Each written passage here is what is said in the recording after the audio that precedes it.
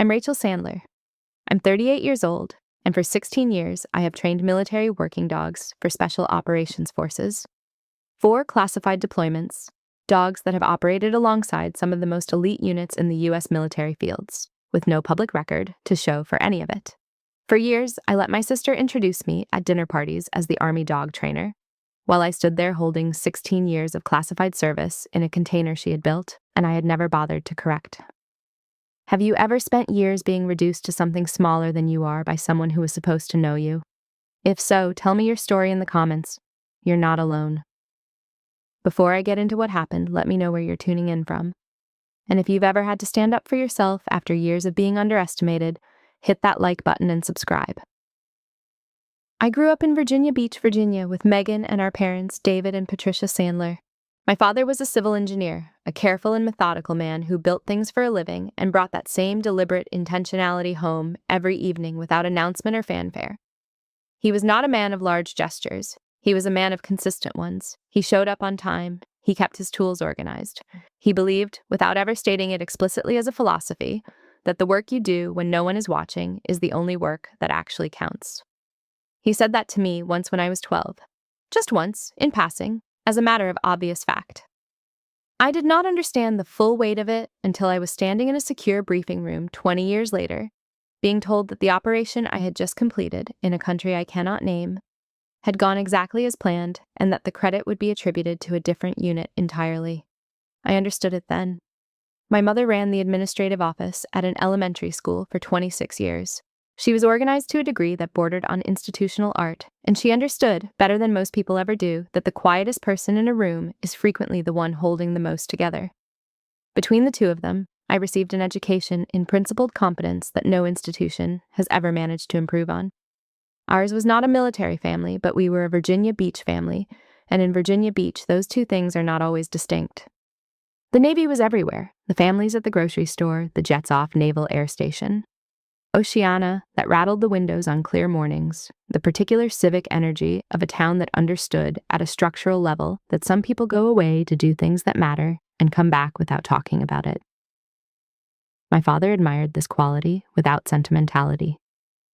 He pointed it out occasionally in his quiet way. A nod toward a uniform in a restaurant. A comment about what it meant to do your work without requiring recognition for it. He was a man who believed in doing your work well and asking for nothing in return, and he recognized that quality in the people around us with something that looked very much like kinship. I was always closer to him than Megan was. Megan was her mother's daughter in the best possible way. Sharp, articulate, comfortable in rooms full of people, able to read a social situation and respond to it before anyone else had finished registering that a situation existed. She was warm and funny and effortlessly capable at the things that require language and social intelligence. I was my father's, quieter, more interior, more interested in how things worked than in how they appeared. I liked systems. I liked understanding what held things together and what happened when you changed a variable. I liked the satisfaction of a task executed correctly on the first attempt with no audience required. These turned out to be qualities with a great deal of military application, though I did not know that at 7 years old when I was crouching in our backyard with a library book on dog training and a jar of dried liver treats, teaching our dog Sergeant to sit. Sergeant was a black Labrador my father had pulled from a shelter before I was born, a big, affectionate, slightly goofy animal who had the run of the house and everyone's warmth. Megan liked Sergeant the way you like a piece of furniture that happens to be warm and friendly. I loved him with the specific devotion of a child who has found in an animal something she cannot quite locate anywhere else: unconditional attention. He did not care whether I had made the honor roll or said the right thing at dinner or impressed anyone. He cared whether I showed up, whether I was clear, whether I meant what I said. By the time I was 7, I had taught him sit, stay, come, heel, and lie down, working from that library book and those treats and a patience unreasonable for a second grader. My father watched me run the sequence one afternoon from the back porch, standing in the doorframe with his arms folded and not saying anything for a long time, just watching. When I finished, he said, "You're good at that." I said, "I know." He laughed, short and genuine, the laugh of a man who has just recognized something in his daughter that he did not expect to see so early. He went back inside, Sergeant looked up at me and waited for the next thing I would ask. That waiting was the first thing I understood about working with dogs at any serious level. They wait for you to mean what you say, not for you to say something impressive, not for you to perform authority or confidence. They wait for clarity, for consistency, for the accumulated evidence that you are legible, that your intentions can be read and trusted. If you give them that, a dog will follow you anywhere, because he has learned that you are worth following. A dog who trusts your clarity is not a subordinate. He is a partner in the most honest sense of the word.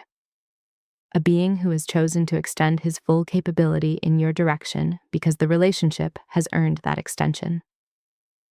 That distinction took me years to articulate as clearly as I just have. But I have believed it since I was 7 years old, and it has shaped every professional decision I have made in the 16 years since I put on a uniform.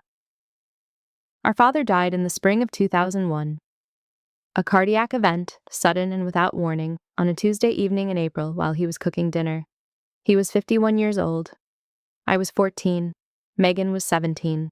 Patricia held everything together with a composure I did not fully understand until I was much older, and had myself been placed in situations where composure was the only serviceable instrument available, and I used it and discovered afterward what it cost. We held each other in the months that followed, the three of us, and Sergeant stayed close to my mother through that entire first year like he had been given a new assignment and intended to honor it. Grief reshapes people differently. Megan became driven toward a clear destination, law her goal from that year forward. A straight line she would pursue with the efficiency she brought to everything. I became quieter, more deliberate, more focused on the question of what I was going to build with my time. ROTC had been a passing interest before my father died. After, it became a conviction. I joined at 16 with no ambivalence and never questioned the decision again. I commissioned as a second lieutenant in the Military Police Corps in the spring of 2009, 22 years old. Megan was 25 and freshly barred, starting at a firm in Charlottesville. At my commissioning ceremony, she stood in the front row and looked proud. She told me she was proud. I believed her completely. I still do. Pride was never the problem between us. The problem was something more subtle, the difference between knowing someone and understanding what they do. Those are not the same thing, and it took me 16 years to say so plainly. Fort Leonard Wood, in Missouri, was my first duty assignment. Military Police Officer Basic Leader Course. 6 months of foundational training at the home of the Military Police Corps. The curriculum covered evidence handling, detention operations, law enforcement on military installations, and the law of armed conflict. I arrived in the summer of 2009, got assigned a bunk in a building that smelled of cleaning solution and fresh paint, and felt within the first 3 days that I had made the right choice. The work was hard in the way that rewarding work is always hard. It required something genuine from you every day and returned something genuine in equal measure. I was good at it. The military working dogs were there. A demonstration exercise in my 3rd week showed me a handler and a Belgian Malinois running a simulated building clearance. The dog working through a structure with a precision and focus and mutual trust that was unlike anything I had encountered before. I stood at the observation line, and something settled in my chest that I had been carrying loose since I was 14 years old. I filed a cross-training request before the semester ended. It was declined. I filed it again 4 months later. I filed it a 3rd time the following spring. I was prepared to file it as many times as necessary. The first time Megan introduced me at a social event as the woman who trains dogs for the Army, I was 26 and newly promoted to captain, assigned to a Special Operations Support Command at Fort Bragg. I was home on a rare long weekend, and Megan had brought me to a dinner party with her colleagues, lawyers, a doctor, a financial analyst, pleasant, professionally successful people in their late 20s and early 30s. Megan put her hand on my arm and told the table, "This is my sister Rachel. She trains dogs for the Army, Special Forces dogs or something." The doctor asked if that was like canine police dogs. Megan shrugged. I said it was similar. I moved on. I let it pass because it was partially true. I was working with dogs by then, aggressively pursuing cross-training with the military working dog unit at Bragg, building a specialization that had taken 3 rounds of rejected requests to open. My actual assignment involved sensitivities that precluded any real description in a civilian social setting. So I simplified. I let Megan simplify. I told myself it was discretion and protocol. It was both of those things. It was also, over time, the slow establishment of a wrong story, and every time I chose not to correct it, the story hardened slightly further into something that had the shape of the truth without the weight of it.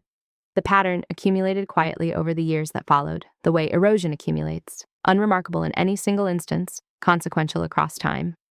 Megan's engagement party in 2016, a warm restaurant and a long table, Greg Webb asking what I did, and Megan answering before I could. She trains dogs for the Army, Special Forces dogs. Greg asked if I got bitten much. I said a couple of times. I had been back from my first classified deployment for 6 months. I had spent 7 months in a theater I cannot name, embedded with a joint task force, doing work that mattered in ways I was legally prohibited from specifying. Greg asked if I got bitten much. I noted the distance between those two facts and filed it away. Christmas dinner at Greg's parents' house in 2018, his mother asked if I planned to do the dog thing forever, or if I'd eventually pursue a real career. She was pleasant. Megan laughed it off. She did not correct her mother-in-law because she did not know enough to correct her, because I had spent years handing her an abbreviated version of my career that she had faithfully carried and faithfully repeated. I watched my sister decline to correct the woman and understood that I had made this possible, one unanswered question and one simplified evening at a time.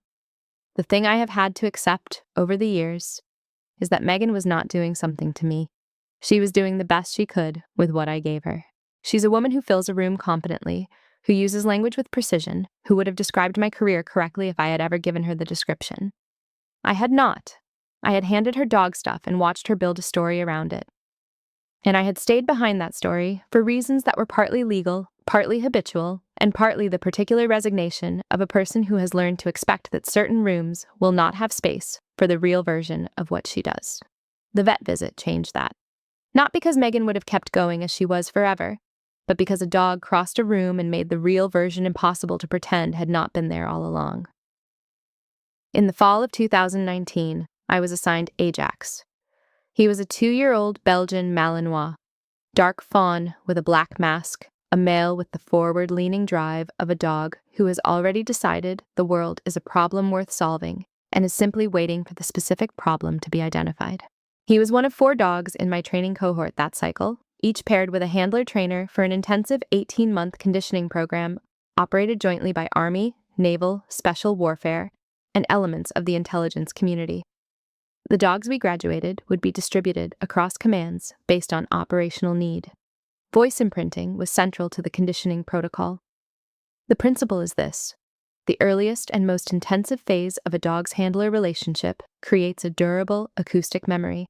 The primary handler's voice becomes a foundational reference point in the dog's behavioral architecture, not a command word associated with a specific action, but a voice the dog knows the way. You know a place you lived very early in your life, in the body before the mind. The specific cadence, the specific timbre, the specific vocal pattern of the person who is present during the imprint period. If the conditioning is thorough and consistent, that voice print persists beyond transfer, beyond reassignment, beyond years of new partnership and new commands. It does not override subsequent training. It lives beneath it, the way a first language lives beneath every language you learn afterward. The body does not forget its first grammar. Ajax was exceptional from the first week. The speed of his recall, the precision of his alert positioning, the way he tracked my location in a room without being directed to do so. He listened to the spaces between commands, waited for the full intention behind what I was communicating rather than just the surface instruction. By the end of the first month of voice conditioning, his responses to my specific vocal pattern were faster and more consistent than any dog I had trained in 9 years of work. I documented a behavioral tell in his 4th week. When Ajax was in pre-alert, having caught a scent, he held his chin slightly elevated and angled to the left. A preparation posture unique to him. I put it in his file because I document everything and because unique behaviors are important information for any handler who comes after you. It was, as it turned out, very important information. We deployed in 2021. I cannot say where or describe what we did in any operationally meaningful sense. What I can tell you is that Ajax worked 6 days a week for the duration of that assignment in conditions that would have broken a lesser animal. and he did not break. He adapted and performed and returned to his crate each evening and looked at me with those gold-flecked eyes and waited for the next thing I would ask. "Good dog," I would say. "Go to sleep." He would go to sleep. His transfer order came in the late fall of 2021. Reassignment to the Naval Special Warfare K-9 program. Standard rotation at the end of the primary handler cycle. I had known this was coming since the day we were paired. That knowledge did not make it easier. I processed the paperwork, completed the transition documentation, and handed Ajax to the receiving team with his full training history and a handwritten addendum attached to his file. The addendum said, "His voice imprint is strong, intact, and should be treated as a permanent feature of his behavioral profile. Do not attempt to override it. Work with it. He will perform at the highest level if you work with it." I signed it and submitted it through channels. I did not know if anyone read it. I told myself someone had. I did not think about Ajax again for 4 years. In October of 2025, I flew to Atlanta on leave. I had not taken a full week of leave in 14 months. My SOCOM supervisor had essentially ordered it. Phrased as a recommendation, which in the Army carries the authority of an order when it comes from a superior who has observed that you are running on considerably less than full capacity. I booked a flight and told Megan I was coming. She said wonderful, the guest room was ready, she had a professional conference she was preparing for, but she would make time. She made time the way she always did. Efficiently, in the slots her schedule allowed, with the particular organized hospitality that has always characterized how she manages her home and the people in it. I did not expect more than that. I just needed 7 days somewhere that was not a briefing room. I arrived on a Wednesday morning in early October, a clear, warm, southern morning, the kind that feels like an apology for the summer. Megan picked me up in her silver SUV. Cooper the Labrador was in the back with his gray muzzle on the armrest. Megan was finishing a call when I got in. She held up one finger, mouthed, "Hello," resumed the call. I looked out the window at Atlanta. When she finished, she asked how the flight was. "Fine," I said. She asked how the dog stuff was going. "Fine," I said. She said good and turned on the radio. On my 3rd day in Atlanta, she mentioned over breakfast that Cooper had his annual vet checkup that morning. She had an 11 o'clock conference call she could not push. Would I ride along and manage Cooper in the waiting room while she handled the call in the car? I said yes. A short drive, a routine appointment, a simple favor. I did not expect anything remarkable about the morning. The Peachtree Animal Hospital in Buckhead was clean and modern. A civilian veterinary clinic with a small parking lot and a waiting room that smelled of antiseptic and the specific anxious warmth of spaces that regularly contain animals in unfamiliar circumstances. Megan checked Cooper in. The receptionist made friendly conversation and asked what Megan did for work.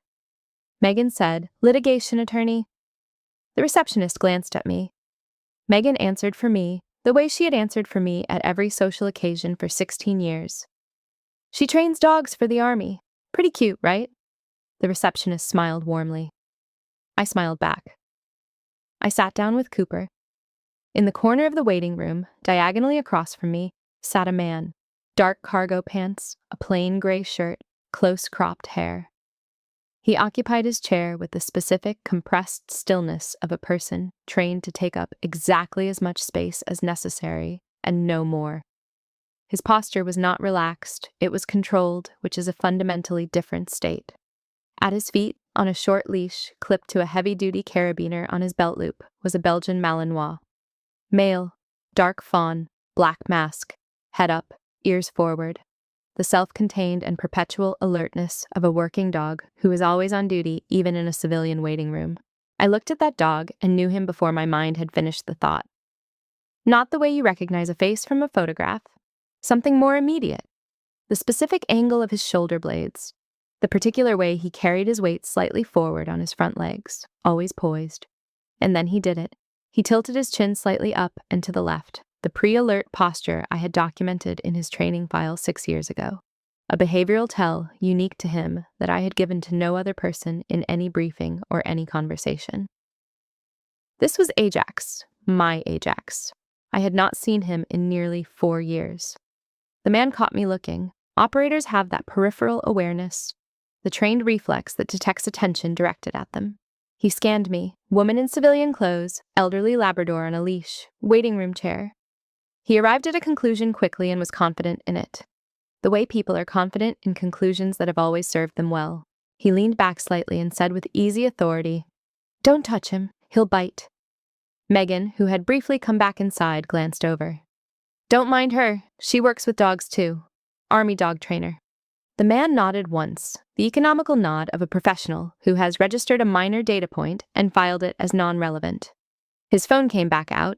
A trace of the smirk stayed at the edge of his expression, the specific residue of someone who has just confirmed that a situation is exactly what they assumed. I nodded. I sat back. I looked at the magazine rack. Cooper exhaled and settled against my leg. 3 minutes passed. Megan stepped outside to take her conference call in the car. Walsh, though I did not yet know his name, scrolled through something on his phone. Ajax monitored the room with calm, comprehensive awareness. My phone buzzed. My SOCOM deputy, calling about training schedules, a routine question. I answered it, the way I have answered every call since I was a second lieutenant. Quickly, with the name. Sandler. One word. My voice, in the cadence and register that Ajax had spent the first 18 months of his life learning to recognize as his primary reference point. Ajax's head came up. His entire body changed in less than a second, the way a switch throws. The working stillness became directed urgency. He was oriented toward me before the second letter of my name had landed. He pulled hard against the leash, not aggression, but the forward drive of a dog, answering a recall that supersedes everything. Walsh's hand tightened on the carabiner. Ajax pulled again. Then he did something I had built into his emergency egress conditioning. He tucked his head and slipped backward through the collar in one clean, practiced motion. The technique I had drilled for the scenario in which he might be caught in debris and need to free himself. The collar held. Ajax did not. He crossed the waiting room in 3 strides. He sat at my feet with the precision of a dog executing a command he has run 10,000 times in exactly this way. He looked up at me with complete, absolute, undivided attention, the attention of an animal who has returned to the person who first taught him what it meant to be still. I put my right hand on the top of his head, the right hand the way I always had. I said quietly, "Good boy." Walsh was standing. He had gone from seated to standing without any visible intermediate state. He stared at Ajax. He stared at me. The smirk was gone entirely. His face held the expression of a trained professional encountering information that requires a fundamental revision of a working assumption. He said nothing for 3 full seconds. In a room that had gone completely quiet, 3 seconds is a significant amount of time. Then, "Who are you, ma'am?" Megan had come back in from the parking lot.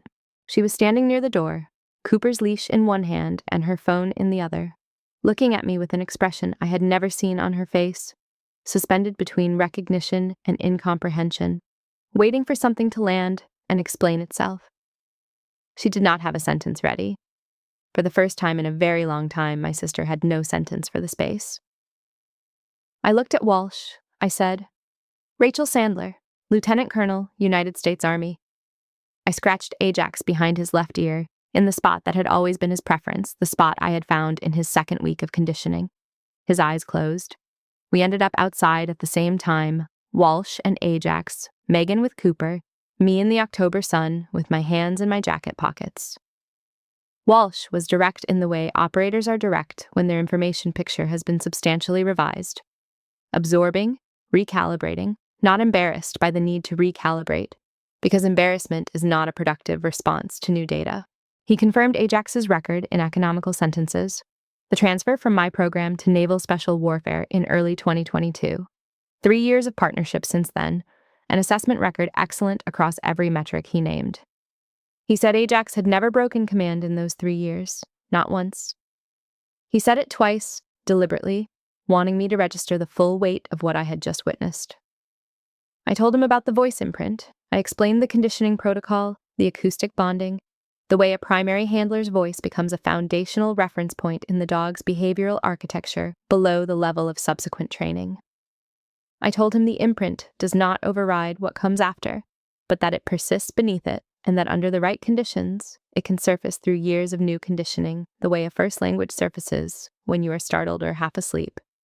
I told him about the note in Ajax's transfer file. He said he had never seen it. I was not surprised.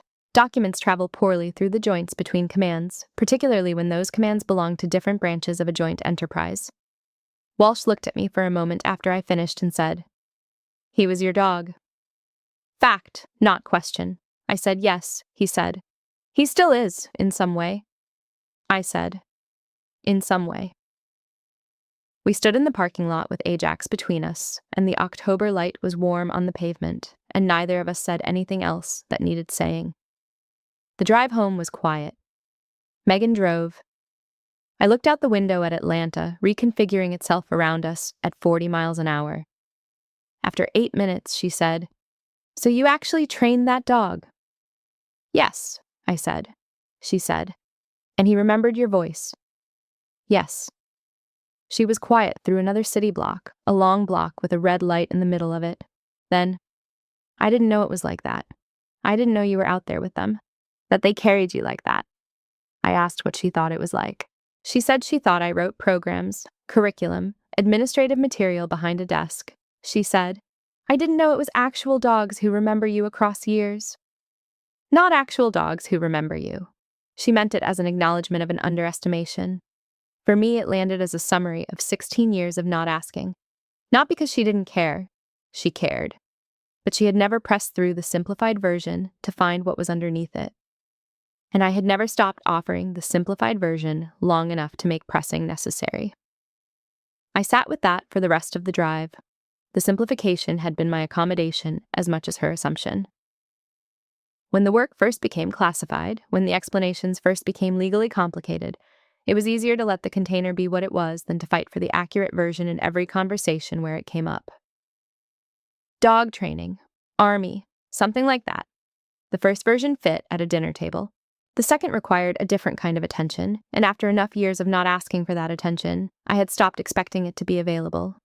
That was not only Megan's construction, it had been ours, built slowly across 16 years, and neither of us had noticed what we were building until a dog crossed a room and made it impossible to continue. At the house, she made coffee and sat across the kitchen island and looked at me the way she hadn't in years, really looked, with the particular attention of someone who has just discovered they have been misreading something familiar. She asked, "Why didn't you tell us the real shape of it?" I thought about how to answer this honestly.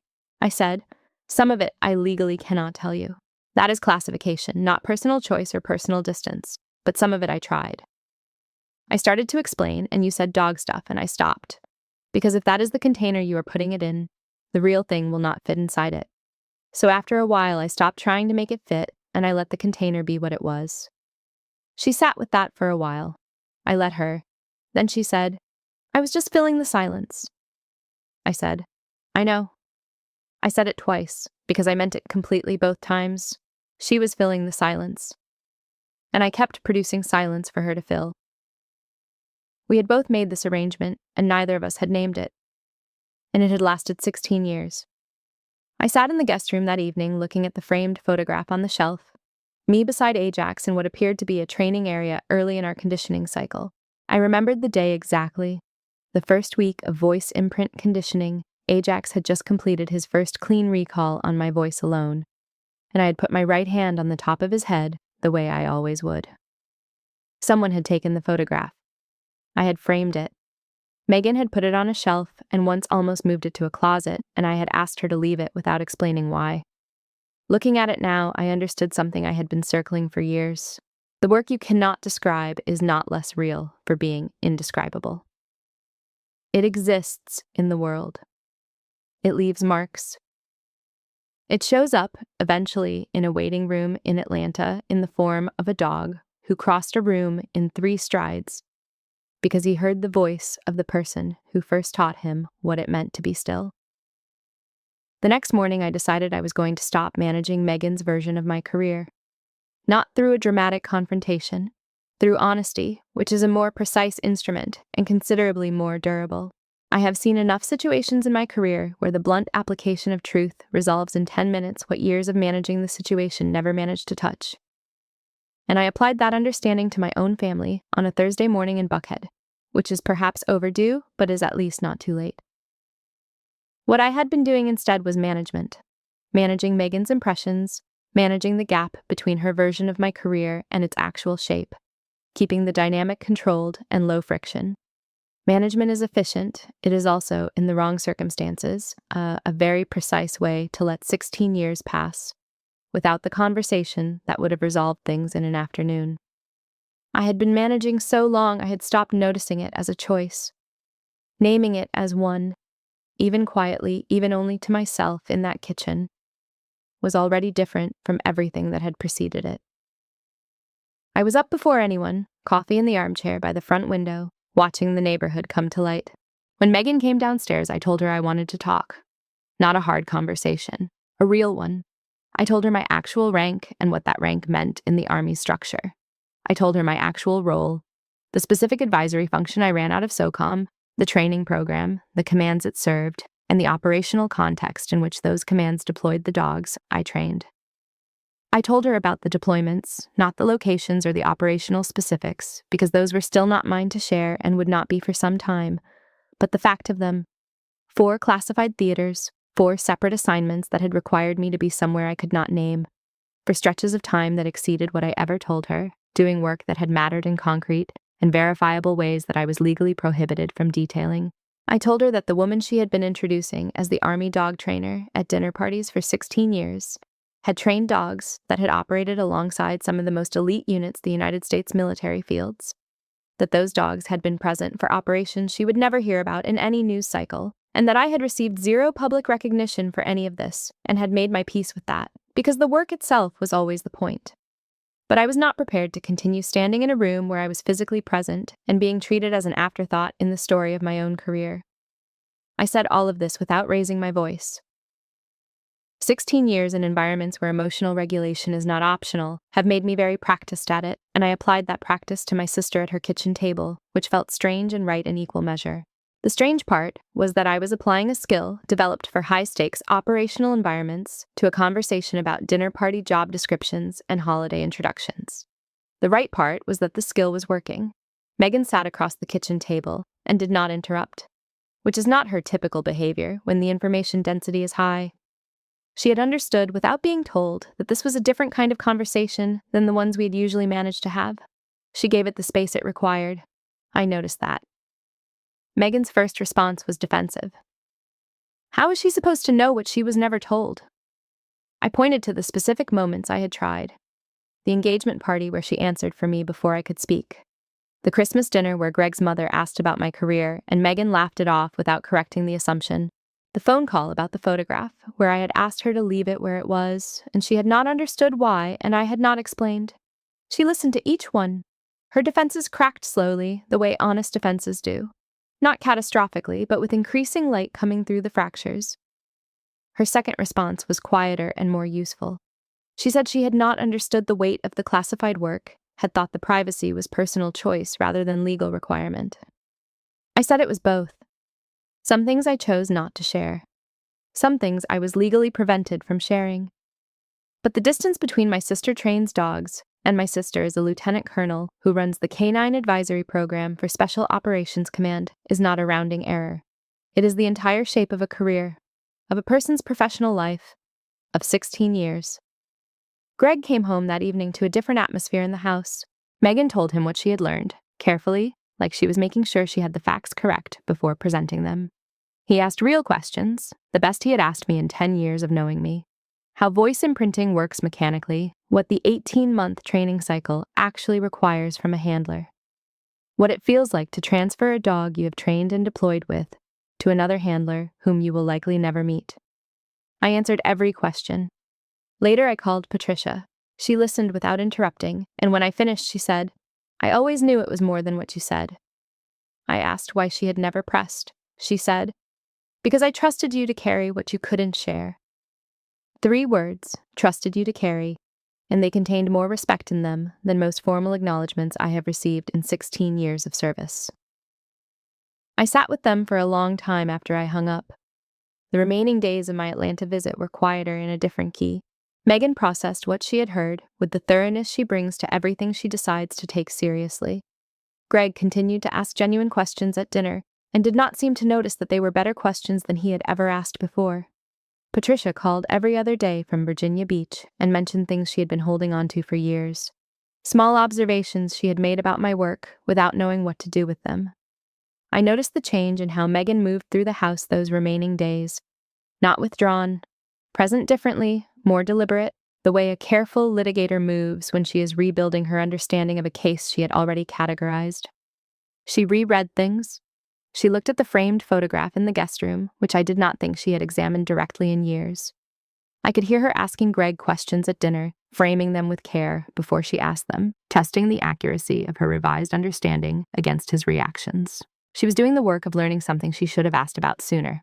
I respected the effort, even while I did not pretend the lateness was not also part of what I was registering. On my fourth morning, Megan was up and waiting when I came back from my run. She had been reading. She told me she had spent 2 hours the previous night on publicly available information about the military working dog program, trying to understand the training cycle and the deployment protocols and the handler-dog relationship at the level of documented fact. Her reading was surface level, as these things always are from the outside, but it was the first research she had ever done on the subject of my career, and I found in that something I had not expected. Not vindication, which requires a wound, but a kind of tenderness I had mostly stopped anticipating. I sat across the kitchen table and filled in what I could.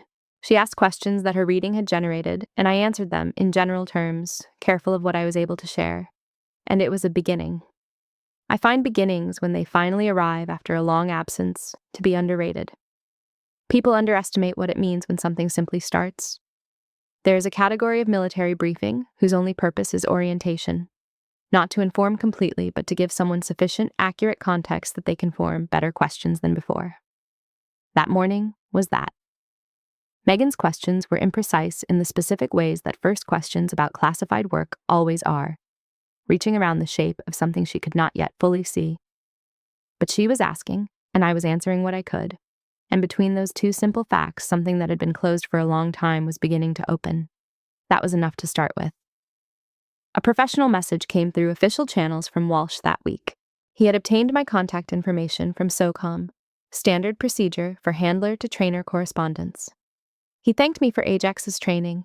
He said the dog had been exceptional throughout their 3-year partnership and that he now understood why. He used the economical, precise language of an operator, being sincere, without easy access to civilian vocabulary for sincerity. I read it twice. I replied, Ajax was exceptional before I ever worked with him. Whatever you've built with him over 3 years is yours. He had the foundation. You've been building the house. I sent it and did not overthink it. On my 5th evening, Megan had dinner with 2 colleagues and brought me along. At the table, one of her colleagues asked what I did. Megan took a breath and said, She's a lieutenant colonel in the Army. She runs the K-9 advisory program for special operations. The colleague asked what that involved. Megan said, Rachel can explain it better than I can. I answered the colleague's questions. Megan did not interrupt. She did not simplify. She did not fill the space with a shorter version. She let me take up the full room. It was a small thing, and I did not make it a moment. The point was never the correction. The point was the shift, and the shift had happened. Last morning, Megan made scrambled eggs and black coffee without being asked, put them in front of me, sat across the island, and said, I should have asked more. A long time ago. I said, Yeah. She said, I'm going to. I said, Okay. We ate breakfast in a quiet that was warmer than the quiet of the drive home from the vet. She drove me to the airport. She hugged me longer at the departure drop-off. Cooper watched from the back seat with his patient gray muzzle. I walked through the automatic doors without looking back. Not because I was closing anything, but because I was walking forward. Megan made good on what she said at the breakfast table. She called 2 weeks after the visit on a Tuesday, a work day, which was new behavior. She asked how the training cohort handoff was going. She had been following publicly available SOCOM reporting, she said, reading what she could find. I talked about the work in general terms, more than I had in years, and at the end she said, This is what you've been doing this whole time, isn't it? Not a question. Yes, I said, this whole time. It was not a dramatic call. There was no formal reckoning, no large statement. That was fine. I have learned in 16 years that the most significant shifts rarely announce themselves with any proportional ceremony. What I registered was that she had arrived at the call with specific questions, which meant she had thought about me before she dialed. She was leaning in rather than filling the available silence. That is, in most situations, the only posture that is actually required. The rest follows from it, or it does not. Patricia's birthday came in November, a small dinner in Virginia Beach, just the three of us. Megan flew up from Atlanta. At the table, Patricia asked me to talk about the work. She genuinely asked, with the directness of a woman who has decided she wants to understand something she has been patient about for too long. So I talked. The training cycle, the voice conditioning, the bond between a handler and a dog across the duration of a deployment, what it costs and what it gives, what it means to transfer a dog you have worked alongside to another handler and trust that what you built together will persist in him. Patricia listened with her hands folded on the table, her eyes steady, the way she listened to everything that mattered. When I finished, she said, "I didn't know it was a science. I thought it was a skill." I said, "It's both." She said, "Of course it is." She gave the whole thing its proper weight without ceremony or performance. That is one of her great gifts. She did something else that evening I noted later. She asked Megan to repeat what she had told her colleagues about my work and listened to Megan's answer with the same steady attention she had given mine, not correcting the still imperfect summary, but taking a precise account of where its accuracy had improved. When Megan went to wash dishes, Patricia put her hand briefly on my arm and said, "She is getting it." I said, "Yeah." She said, "Give her time." I said, "I have time." She nodded once, which was all that needed saying, and that was the end of it. In December, Megan's Christmas card arrived. Inside, in her handwriting, "To the best dog trainer in special operations. Love, Megan." It was a joke. She said it with the warm irony of a person acknowledging a long understatement. But she had written special operations. 2 words she had never once appended to any version of my title in 16 years of introductions and holiday dinners and dinner parties. I put the card on my desk at SOCOM and left it there. Small things matter. I have always believed this. It simply took a long time for the people around me to have the information necessary to make the small things true. In January, Walsh reached out through official channels with a more substantive message, well-constructed and specific. Ajax had been assigned to a new Joint Task Force training rotation and had passed every assessment in the top percentile. If I was ever at the Naval Special Warfare Compound in Virginia Beach for advisory work, would I come to watch Ajax run a lane? Not for any official reason, just to watch, just to be present while the dog worked. I understood the offer for what it was, a handler asking the original trainer to bear witness to what they had built together from different ends of the same foundation. I said I would make time. I fully intended to. There was something clarifying about the message and its precision, and in what that precision revealed. He was not reaching out for operational reasons. He was reaching out because the waiting room at Peachtree had changed his understanding of what Ajax's training history actually meant, and he wanted to share the outcome of that history with the person who had built the foundation. That is the kind of professional courtesy that does not exist anywhere on paper. It exists because certain people understand that collaborative work does not entirely end when the formal collaboration does. Walsh was one of those people. The message confirmed it. The months that followed had a different quality than the years before them. I called Megan on a Sunday evening in January, and we talked for 45 minutes about nothing classified. Her cases, my program logistics, Cooper's arthritis medication, and Patricia's new habit of taking walks with a recently retired neighbor. It was the longest phone call we had shared in years that was not organized around a family event or a scheduled obligation. It was just 2 sisters, talking. I drove to the grocery store afterward and stood in the produce aisle, feeling something I identified, after a moment, as ordinary. For the first time in a long time, ordinary was exactly what I wanted. By February of 2026, the rhythm of my life had reached a new texture. Not different in structure, but truer in orientation. The same early mornings, the same kennel walks at 0600 hours, the same program assessments and technical briefings and logistics reviews that had constituted my days for years. What was different was the space around the work. Megan called and asked real questions and listened to the answers without filling the pauses. Patricia called and asked real questions. Walsh sent professional updates with the precision and economy of a man who writes what he means and stops when he is done. And I received each of these things without the low-grade readiness for diminishment that had become so habitual over 16 years, I had stopped noticing it as a readiness for anything at all. It was simply the background of my life. and then it wasn't, and the absence of it left a space that took some adjusting to. A young sergeant had been assigned to my program for 3 months, detail-oriented and quick, still slightly startled each time I answered a complex technical question in 2 sentences that other instructors spent 20 minutes approaching.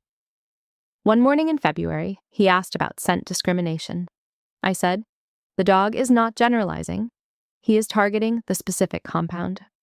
Your job is to present the training sample consistently, so the target compound does not get contaminated by ambient variables. Clean hands, clean container, consistent presentation, every single time, without exception." He wrote it down. He said, "Yes, ma'am." He moved on to the next question. I moved on to the next kennel. There is a particular satisfaction in transmitting knowledge that took years to acquire in a form that cost the recipient only minutes. I feel this most clearly in the mornings, walking the kennels, watching new dogs and new handlers in the earliest stages of building their language together. Megan called in late February from a bar association event. She had been talking about me to a colleague, her actual career, her actual rank, what I actually did, and the colleague had been visibly astonished and had asked why Megan had never mentioned any of this before. Megan said she had told him, "I should have led with it." I said, "Yeah, you should have." Without heat, because the heat had been unnecessary for a while now. As a fact, settling into its proper place. She said, "I know." I believed her. She had also mentioned, before she hung up, that she had told the colleague something else. That I had never asked for any credit for the work. That I was the kind of person who did it and let it be what it was, and that she had needed a dog to run across a waiting room in Atlanta to understand that correctly. I told her that was a generous characterization. She said, "Not generous, accurate." She said it with the specific decisiveness of a person who has examined the question and reached a settled verdict. I accepted it. In March, I arranged an afternoon at the Naval Special Warfare Compound in Virginia Beach during a 3-day advisory session. Walsh met me at the gate with Ajax at his heel. The dog registered my presence immediately, ears forward and attention sharpening, but held his position and his protocol because Walsh was the handler he worked with every day, and the foundation of that relationship was strong and consistent. Walsh ran Ajax through a full training lane in the run-up area, an obstacle and scent course with 3 alert positions and a final recall. I stood at the perimeter fence and watched Ajax work. He moved with the precision and controlled drive I had built into him in 2019, refined and deepened by 3 years of Walsh's steady and capable handling, the foundation I had laid and the house Walsh had built on it, exactly as I had described it to Walsh in that parking lot in Atlanta months earlier. When the lane ended and Walsh released him, Ajax turned and scanned the perimeter in the systematic way he had always scanned spaces. Comprehensive, unhurried, thorough. His gaze found me 20 yards out. He took 1 step in my direction. Walsh said quietly, "Easy." Ajax held. Walsh looked at me over the dog's back and said, "He still knows you. He is going to know you until his last day." He said it the way an operator delivers a verified observation, precisely and without sentiment on top of it. Just the facts stated with the certainty of someone who has examined the evidence directly. And somehow that precision made it land heavier than any softer version would have. A deployment advisory rotation came up in April. A K-9 training handoff in a classified location, 3 weeks. I packed the way I always pack, methodical, thorough, nothing unnecessary, everything accounted for. I called Patricia. I called Megan. Megan talked for 10 minutes about her week and then paused and said, "Are you going somewhere?" I said yes, an assignment, a few weeks. She said, "Be careful." 2 words she had said before, but this time they carried weight behind them, an understanding, even if imperfect, of what careful meant for the specific work I did. I said, "I will. I always do, and I mean it every single time." I came back 3 weeks later, earlier than scheduled. The handoff had gone cleanly, no complications, the kind of outcome that is its own reward with no additional ceremony required. I cleared debriefs by midday and walked the SOCOM compound in the afternoon, the way I do when I need to re-enter my own life. Without agenda, without a destination, letting the familiar ground do the work of locating me in time and place. I passed the kennels. A handler was running a recall drill with a young dog, a new pairing still in the early weeks of building their language together. The handler's voice was steady and clear, and the dog was responding with increasing reliability, the relationship between them still new enough that every successful recall felt like a revelation to the handler, and every failed one felt like a setback. I have watched this progression hundreds of times. It does not get less moving. I did not go in. I stood at the fence for a moment and listened, and then I kept walking. That evening, I sat in my quarters with coffee and my phone and found a video message from Megan that had arrived while I was still in transit, 20 seconds long, filmed accidentally by her daughter at what appeared to be a charity dinner. The camera had been aimed at something else and had caught Megan mid-sentence to a man off camera. The audio was clear. My sister runs the K-9 Advisory Program for Special Operations Command. She's a lieutenant colonel in the Army. She trains the dogs that go with Delta and the SEAL teams. She's been doing this for years. The man off camera said, "That's extraordinary." And Megan said, "I know, she is. She is." I watched it twice. The second time I paid attention to the specific words, to the tense and the certainty and the complete absence of softening at the edges. She is, present tense, correct title. Said to a stranger at a dinner she did not know was being observed, with the specific ease of a person who has finally learned the true dimensions of something she has been describing wrong for a long time and is no longer apologizing for the correction. She got it exactly right, all of it. The rank, the role, the organization served, the duration. She said it the way she might describe her own career. Directly, without qualification, as a matter of obvious and uncomplicated fact. She said it like she was proud. I put my phone face down on the desk and sat in the quiet of my quarters for a while. Then I got up and took Boone out for the last walk of the evening. Boone is the rescue mutt I adopted 18 months ago. A medium brown dog of entirely indeterminate heritage. Cheerful and enthusiastic and possessed of absolutely no tactical instincts whatsoever.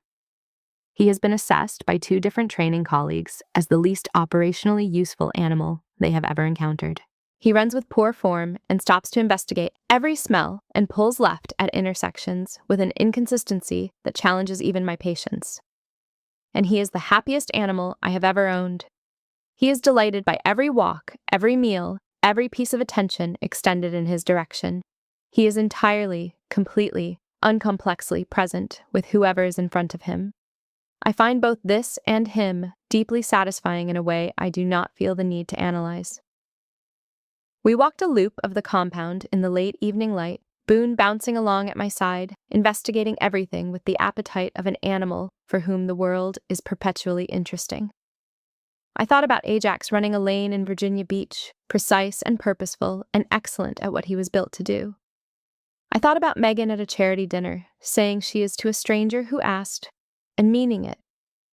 I thought about Walsh standing in a parking lot in October sun, saying he still knows you. He's going to know you until his last day. I thought about Patricia with her hands folded on a birthday table, saying, "Of course it is." The next morning I ran with Boone in the late April light, 3 miles through the compound perimeter and the neighborhood beyond the gate. He ran badly and stopped for everything and was happy the entire time. I was happy the entire time. There was no mission, there was no classification, there was no briefing waiting, there was just a dog running beside me in the morning light, and a life that had taken 16 years to become as honest as it is, and the work that will be there when I get back from the run, waiting with the patience of something that does not require recognition to be real. There is a kind of work in this world that no one announces. There are people who do that work because it needs doing and they are built for it, and they construct entire lives inside that fact and learn to be complete in it without external confirmation. The recognition, when it finally comes, may arrive from an entirely unexpected direction. A dog crossing a veterinary waiting room in 3 strides to tell the truth that 16 years of classified service could not say out loud. A sister who stopped filling the silence long enough to hear what had always been sitting in it. A man who came in with a smirk and left without one. A voice message at a charity dinner. She is. The best part of working with dogs, I have been asked this many times over the years, is this. They do not care about your rank or your title or what anyone says about your career at a dinner party. They care whether you showed up, whether you were consistent, whether you meant what you said. If you gave them that, they remember you.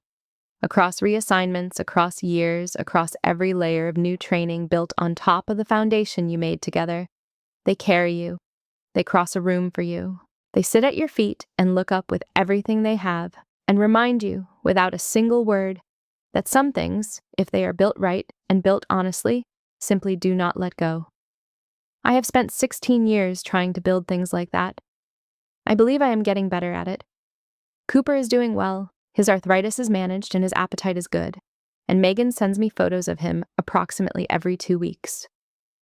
Ajax is in Virginia Beach, running training lanes in the top percentile of every assessment Walsh puts him through. And Boone is asleep on the foot of my bed, dreaming of something I will never know, entirely at peace with the life he is living and the person beside him. The work continues, as it should, as it always will. The thing that stays with me, looking back, isn't the waiting room moment. It's the 16 years before it. The dinners, the introductions, the times I could have said something and chose not to. So I want to ask you, have you ever let someone else's version of you go unchallenged for so long it started to feel like the real one? Have you ever made yourself smaller in a room because correcting the record felt like it wasn't worth the effort? And when something finally made the truth land, something you didn't plan and couldn't engineer, what did that feel like? If any part of that sounds familiar, drop a comment. I read every single one. And if this story hit home, hit like, subscribe, and the bell.